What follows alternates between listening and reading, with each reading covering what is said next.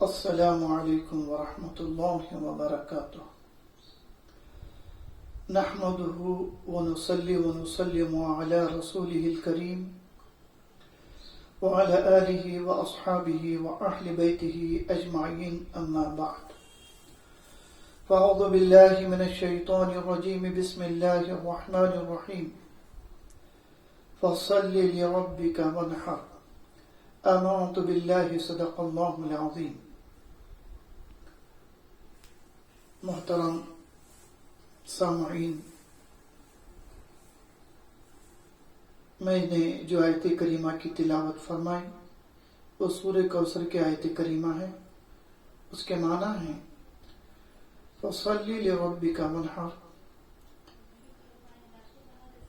اپنے رب کے لیے نماز پڑھیے اور قربانی کیجیے. تو آج کا موضوع ہے قربانی کی فضیلت. اس آیت پاک میں قربانی کرنے کا حکم دیا گیا ہے. ذو الحجہ کا مہینہ بالکل قریب ہے. صاحب نصاب پر قربانی کرنا واجب ہے. قربانی کے بہت سے فضائل ہیں. ان میں سے چند فضائل آپ کے سامنے پیش خدمت ہیں. ترمذی شریف اور ابن ماجہ شریف کی حدیث پاک ہے. عن عائشہ رضی اللہ تعالی عنہ قالت قال رسول اللہ صلی اللہ علیہ وسلم، ام المؤمنین حضرت عائشہ صدیقہ رضی اللہ تعالی عنہ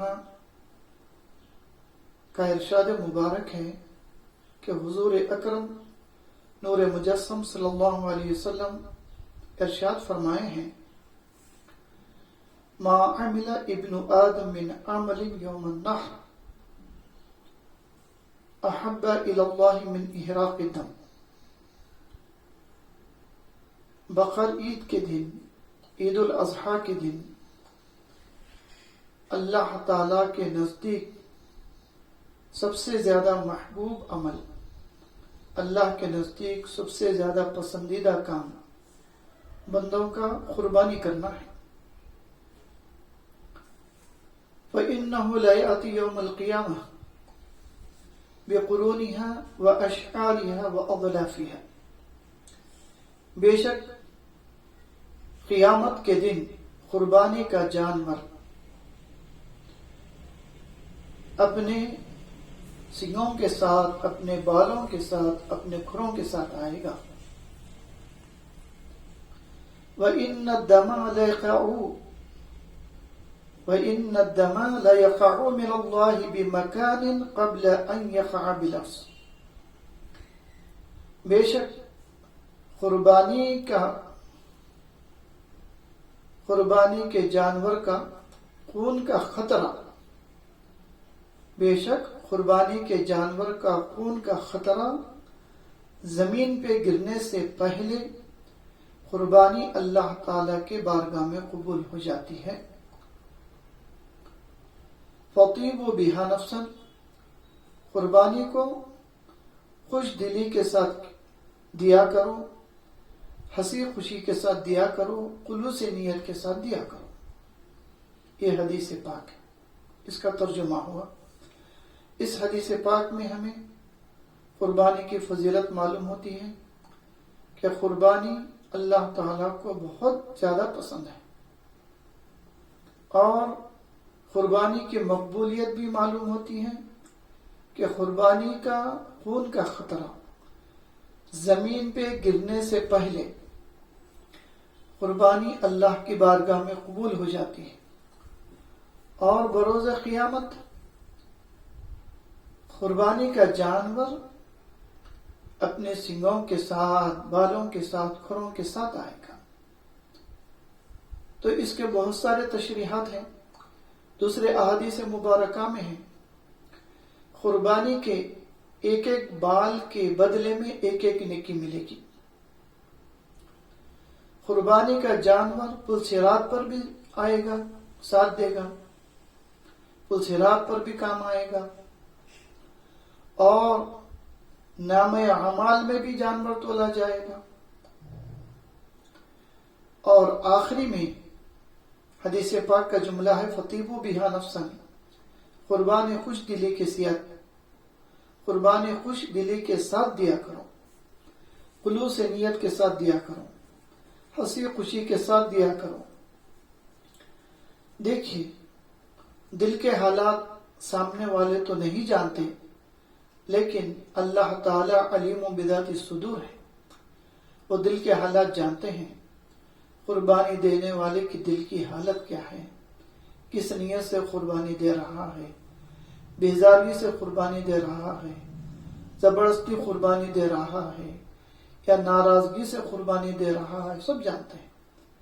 اسی لیے ہم قربانی دیں گے، صاحب نصاب قربانی جو دیں گے تو خلوص نیت کے ساتھ، دلی خوشی کے ساتھ دینا، کیونکہ جتنے خلوص نیت کے ساتھ قربانی دیں گے، جتنے دل کی خوشی کے ساتھ، خوش دل کے ساتھ قربانی دیں گے، اللہ کے بارگاہ میں قبولیت بھی ویسا ہی ہوگی.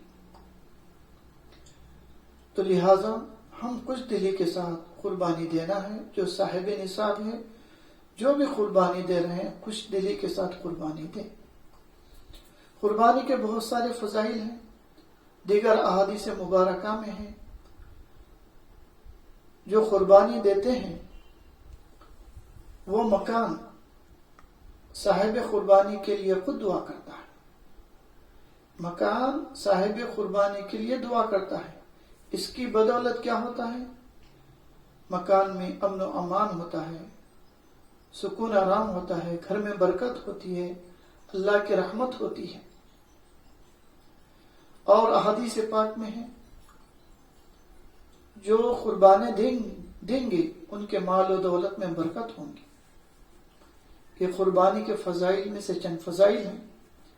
جو صاحب نصاب ہیں اگر وہ قربانی نہیں دیں گے تو ان کے لیے سخت وعید بھی ہے، گناہ بھی ہے. ابن ماجہ کی حدیث پاک ہے، حضرت ابو ہریرہ رضی اللہ تعالیٰ عنہ اس حدیث کے راوی ہیں. آپ فرماتے ہیں ان ابی ہریرہ رضی اللہ تعالیٰ عنہ قال ان رسول اللہ صلی اللہ علیہ وسلم قال ان ابی ہریرہ رضی اللہ تعالیٰ عنہ ان رسول اللہ صلی اللہ علیہ وسلم قال کہ صحابی رسول جلیل القدر صحابی حضرت ابو ہریرہ رضی اللہ تعالی عنہ سے روایت ہے کہ حضور اکرم صلی اللہ علیہ وسلم کا ارشاد مبارک ہے من کان لہ سعۃ، جس کے پاس قربانی دینے کی استطاعت ہو، یعنی جو صاحب نصاب ہو، جس پہ قربانی واجب ہے، ولم یضحی، اگر وہ قربانی نہ دے، صاحب نصاب ہوتے ہوئے قربانی نہ دے، تو فلا یقربن مصلانا، حضور صلی اللہ علیہ وسلم فرما رہے ہیں فلا یقربن مصلانا، نماز عید پڑھنے کے لیے ہماری عیدگاہ کو نہ آئے. حضور صلی اللہ علیہ وسلم کے دور مبارک میں نماز عید عیدگاہ میں ہی ہوتی تھی، مسجدوں میں نہیں ہوتی تھی.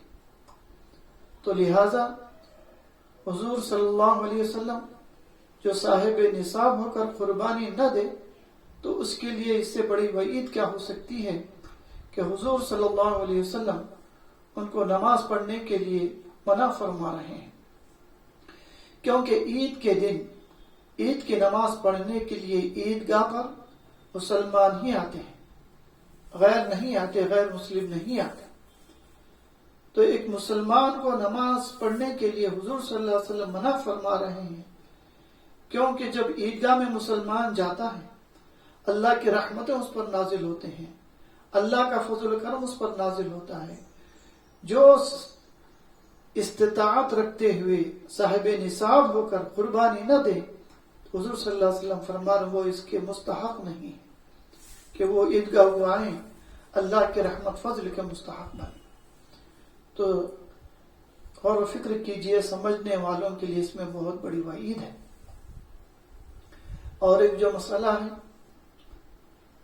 عید ذی الحجہ کا مہینہ بالکل قریب ہے، تو جو صاحب نصاب، جو بھی قربانی دینے والے ہیں، صاحب نصاب ہو یا نہ ہو، جو نفل قربانی بھی دینے والے ہیں، ان کے لیے مسئلہ یہ ہے کہ عید کا چاند دکھتے ہی اپنے بال نہ کاٹیں، ناخن نہ تراشیں، جسم کا چمڑا نہ نکالیں۔ مسلم شریف کی حدیث پاک ہے، ام المؤمنین حضرت ام سلمہ رضی اللہ تعالیٰ عنہ سے روایت ہے، ان ام سلمہ رضی اللہ تعالیٰ عنہ قالت قال رسول اللہ صلی اللہ علیہ وسلم، ام سلمہ رضی اللہ تعالیٰ عنہ فرماتے ہیں کہ حضور صلی اللہ علیہ وسلم کا ارشاد مبارک ہے، وَإِذَا دَخَلَ الْعَشْرُ، جب ذو الحجہ کا مہینہ شروع ہو جائے، وَأَرَادَ بَعْضُكُمْ أَن يُضَحِّي، تم میں سے جو کوئی قربانی دینے کا ارادہ کرے، فَلَا يَمُسُّ مِن شَعْرِهِ وَبِشْرِهِ شَيْئًا، اپنے بال اور اپنی کھال کو ہاتھ نہ لگائیں، شیئا یعنی کچھ بھی، یعنی بال ذرا بھی نہ کٹیں، جسم کی کھال کہیں ہے تو ذری بھی نہ نکالیں۔ وفی روایہ، اور ایک حدیث پاک میں ہے، حضور صلی اللہ علیہ وسلم کا ارشاد مبارک، من رآ ہلال ذی الحجہ، جو ماہ ذو الحجہ کا چاند دیکھے، واراد ان یضحی، اور قربانی دینے کا ارادہ کرے، فلا یأخذ من شعرہ ولا من اظفارہ، کہ نہ وہ اپنے بال کاٹے نہ ناخن تراشے۔ تو لہذا جو بھی قربانی دینے والے ہیں ان کے لیے سنت یہ ہے کہ چاند دیکھنے کے بعد سے قربانی دینے تک، ان کے جانور کی قربانی ہونے تک وہ نہ جو بال کاٹیں، نہ ناخن نکالیں، نہ جسم پہ کہیں چمڑا نکلنے کا ہے تو اسے نکالیں۔ اب جو حضرات قربانی نہیں دے رہے ہیں ان کے لیے بھی بہتر افضل ہے کہ وہ بھی اس کا اہتمام کریں۔ اللہ کے بارگاہ میں دعا ہے، جو ہمیں صاحب نصاب ہے اللہ ان کو قربانی دینے کی توفیق عطا فرمائے اور ان کی قربانی قبول فرمائے، آمین، بجاہ سید المرسلین، والحمد للہ رب العالمین۔